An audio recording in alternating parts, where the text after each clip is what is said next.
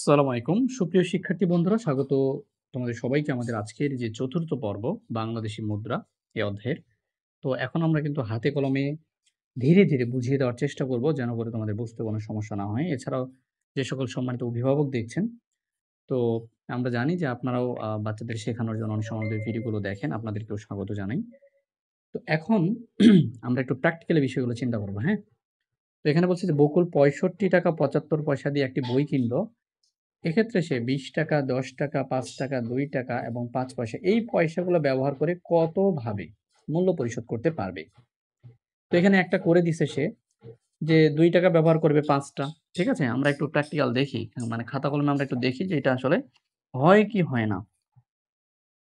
বলছে যে ৳২ নেবে ৫ টি, হ্যাঁ? তাহলে ২ গুণ কত? ৫ মানে কত? ৳১০ হলো। আচ্ছা। এরপর হচ্ছে ৳৫ একটি। তাহলে কত? ৳৫। এরপরে বলছে কি ৳১০ একটি। ৳১০ হচ্ছে একটি। এটাও নিছে একটি। তাহলে এখানে হচ্ছে কত? ১০ হচ্ছে। এরপর বলছে কত? ৳২০ ২ টি। তাহলে ২০ গুণ ২ সমান ৪০। ঠিক আছে? আচ্ছা এবং তাহলে এই টাকা এখানে শেষ হয়ে গেল। তাহলে ৪০, ১০ এ ৫০, ৫০, ১০ এ ৬০, ৳৬৫ হইল। তাহলে টাকা ৳৬৫ হয়ে গেছে। তখন আমাদের বলছে ৳৬৫.৭৫ হবে। এখন ৭৫ পয়সা বানানোর জন্য কি করতেছে তারা? ২৫ পয়সার ৩ টি মুদ্রা নিচ্ছে। অর্থাৎ ২৫ গুণ ৩ তাইলে কিন্তু ৭৫ পয়সা হয়ে যাচ্ছে। তাহলে এইভাবে কিন্তু মূল্যটা পরিশোধ করা যাচ্ছে। এটা এ বলছে। আর এ এখানে বলল যে আরো অন্যান্য অনেক পদ্ধতি আছে যেটা করেও মূল্য পরিশোধ করা যায়। তো এখন সেটাই আমরা এবার দেখব। আচ্ছা আমার ৳৬৫ মিলাইতে হবে। তো ৳৬৫ মিলাইতে হলে এখানে ৳২ আছে, ৳২০ আছে, ৳৫ আছে, ৳১০ আছে, হ্যাঁ? ৳২০ আছে। তো এখানে বিষয়টা হচ্ছে যে আমি কোনটা কতটি ব্যবহার করব সেইটা মূলত এই ঘরগুলাতে আমাকে লিখতে হবে। তাহলে এখন একটা জিনিস লক্ষ্য করেন। তো এগুলো সবগুলোই বাদ। নতুন করে আমি সব বুঝাবো। এগুলো সব বাদ। হুম? তো এখানে আছে অ্যা ৳২ আছে। তা আমার দরকার হচ্ছে কত টাকা? ৳৬৫ দরকার। তো ৳২ দিয়ে তো আর ৳৬৫ হয় না। কিন্তু ৳২ যদি আমি ৩০ টা নেই, হ্যাঁ? আমি যদি ৳২ ৩০ টা নিয়ে নিই, তাহলে কত হচ্ছে? হুম? তো এই ৳২ যদি আমি ৩০ টা নেই, তাহলে আমার হুম, তাহলে আমার হচ্ছে ৳৬০ হচ্ছে। আর আমি কি করব? ৳৫ থেকে একটা নিবো। ৫ গুণ ১ ৳৫ তাও কিন্তু আমার ৳৬৫ হচ্ছে। আর পয়সার বেলাতে কি? পয়সার বেলাতে আমি এই ৫ পয়সা আছে ৫ পয়সা নিলাম। কয়টি নিছি? ১ টি নিছি।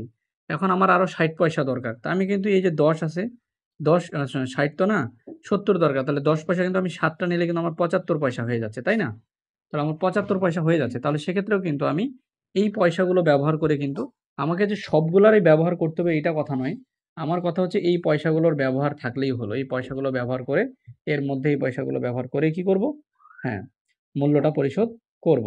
তো এখানে বলেনি যে প্রত্যেকটিই ব্যবহার করতে হবে। তো আমি কতভাবে সম্ভব সেটা আমি দেখাচ্ছি। তাহলে আমরা কিন্তু ২ টা এটা বুঝার জিনিস, এটা মুখস্থ করার কোনো জিনিস না। তাহলে এখন আমরা একটা জিনিস লক্ষ্য করলাম যে আমরা যদি ৳২ নোট কয়টা নিচ্ছি? মানে ৩০ টা নেই। আমি এখানে ৩০ লিখি। ৳২ আমি ৩০ টা নিয়েছি। এরপরে ৳৫ নিলাম হচ্ছে ১ টা। ঠিক আছে? তাহলে এখানে যদি ৩০ টা নিই ৩০ দোকানে ৬০ হচ্ছে। আর ৬০ রেখে কত হচ্ছে? ৬০ রেখে হচ্ছে ৳৫ আরকি। তাহলে ৬০ আর ৫ হচ্ছে ৳৬৫। এরপরে এগুলো আমাদের লাগবে না। ০টি, ০টি, ঠিক আছে? আচ্ছা। এরপর এখানে আমাদের ৭৫ পয়সা আমরা কিভাবে করতে পারি? ৭৫ পয়সার জন্য আমরা এটা একটা নিলাম। আর এই ১০ যেটা এটা নিবো আমরা ৬ টা নিবো, হ্যাঁ? ৭ টা নিবো। তাহলে ৭ টা নিলে ৭ দশে ৭০ আর এখানে আ ৫ পয়সা ৭৫ পয়সা। আর এখানে তো হইলই। তো আমরা আরো অন্যভাবে যদি চিন্তা করি, আচ্ছা ৳৬০ আমি আর কিভাবে সম্ভব এই কয়েনগুলা দিয়ে?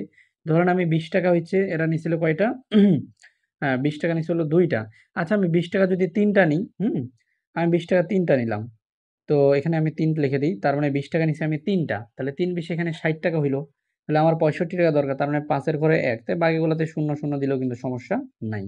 আচ্ছা এখন ৭৫ পয়সা বানাইতে হবে। তো এর আগে কিন্তু আমি কি করছিলাম? এখানেই ৭ টা নিয়ে নিছিলাম। তাহলে ৭০ হইছে আর ৫ এ ৭৫ পয়সা। তো এবার আমি যেটা করব এখানে ৬৫ পয়সা আছে না?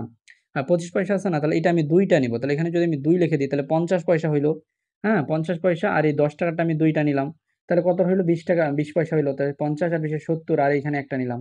৭৫ তা আরো দেখেন, এবার আমি ৬৫ বানাবো এগুলা দিয়ে আবার। তো ৬৫ বানাইতে চাইলে আমি যদি চিন্তা করি যে আমি এবার এই ৳৫ র নোট আছে, আমি ১৩ টা নিয়ে ফেলবো। ঠিক আছে? তাহলে ৫ তেরো কিন্তু ডিরেক্ট ৬৫ হয়। বাকিগুলো কিন্তু ০, ০ ঠিক আছে? আর ৭৫ পয়সা।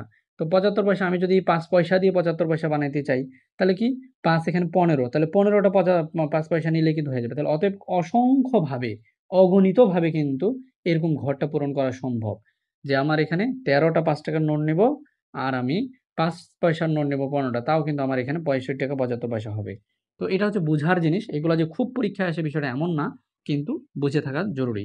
তাহলে আমি চাইলে প্রত্যেকটা ব্যবহার করেও তৈরি করতে পারবো। আমি চাইলে শুধুমাত্র ১ টি ২ টি নিয়েও কিন্তু ব্যবহার করতে পারবো। অর্থাৎ এগুলোর ব্যবহার হলেই হলো এখানকার ভিতরে। তো আমরা এখন যে কাজটা করব সেটা হচ্ছে যোগ। এটা জরুরি গুরুত্বপূর্ণ, অনেক পরীক্ষায় আসে। তো এবার যোগ করি। ৳১৫০ ৬৫ পয়সা, হ্যাঁ? ৳১৫০ ৬৫ পয়সা এবং ৳৬৭.৮৩ যোগ করি। তো এখানে একটা করে দিয়ে বুঝাইলো যে এই স্টাইলে ম্যাথগুলো করা লাগবে। তো এখন প্রথমত ১ম অংশ যা আছে এটা আমরা উপরে লিখব। এরপরে ২য় অংশ যা আছে সেটা আমরা নিচে লিখব। পয়সার নিচে পয়সা, টাকার নিচে টাকা একদম বরাবর লিখব, যেন করে এদিক সেদিক না হয়। আচ্ছা ৫ ৩ এ ৮, ৬ ৮ এ ১৪, ১৪ র ৪, আচ্ছা ৬ ৮ এ ১৪ কিন্তু এখানে একটা বিষয় আমি বলে দেই। তো এইটা করার সময় পাশে একটা রাফ করতে হবে এভাবে। হ্যাঁ? তাহলে ৬৫ আর ৮৩ যখনই আমরা দেখব যে ১০০ হওয়ার সম্ভাবনা আছে বা নাও থাকলেও আমরা এটা রাফ করব। এখানে রাফ লিখব সাইডে খাতার। এখানে ম্যাথটা করতেছি, সাইডে আমি রাফ করব। তো এখানে ৬৫ আর নিচে কত? ৮৩। তো যোগ করি। ৫ ৩ হচ্ছে ৮ আর ৬ ৮ ১৪, মানে কত? এই যে ১৪৮। যখনই দেখা যাবে যে ১০০ র চেয়ে বেশি হয়ে গেছে বা ১০০ র সমান, তাহলে ১০০ মাইনাস করে দিতে হবে। তাহলে এখন ১৪৮ থেকে ১০০ গেলে কত? ৪৮। তাহলে ১০০ পয়সা আমি বাদ দিয়েছি। ১০০ পয়সা টাকার ঘরে চলে যাবে। আমি জানি যে ১০০ পয়সাতে ৳১ হয়। তাহলে এই যে ৳১, এই ৳১ আসবে কোথায়? এই শূন্যের সাথে যোগ হবে। ০ আর ১ এ ১ আর সাথে ৮। ঠিক আছে? শূন্যের সাথে ১ যোগ করলে ১ হয়, ১ আর সাথে ৮ হয়। তাহলে এইখানের যে ১০০ পয়সার পরিবর্তে কিন্তু আমি এখানে ১ টা লিখতেছি। আচ্ছা তাহলে ৮ আর ৫ ৬ ১১ ১, হাতে ১, ১ আর ১ এ ২। তাহলে এটার যোগ আমরা পারি। তাহলে এই যে নোটটা ১৪৮ পয়সা মানে কি ৳১.৪৮। কাজেই আমরা ৳২১৭ র সঙ্গে ৳১ যোগ করব। তো এইভাবে এত লম্বা হিস্টোরি লেখার কিছুই নেই। তুমি জাস্ট রাফ করবা এটা। যোগ করবা ১৪৮ হলে ১০০ বিয়োগ করে দিয়ে যেটা থাকবে ৪৮ এটা এখানে বসাবা। বাকিটা এই।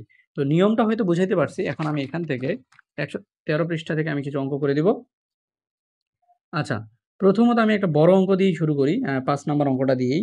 আচ্ছা এখানে বলছে আ নিয়মটা এই ভিডিওতে বুঝাইলাম। এখানে ৭ টা অলরেডি হয়ে গেছে। মানে আপনার ৭ টা অঙ্ক ৭ মিনিট অলরেডি হয়ে গেছে। তা চাইলে আমি পরের ভিডিওতে করে দিচ্ছি। তাহলে একসাথে ভিডিওটা হবে। সবগুলাই করে দেব ইনশাআল্লাহ, অসুবিধা নেই। তো সেই ভিডিও দেখার আমন্ত্রণ রইলো। আসসালামু আলাইকুম।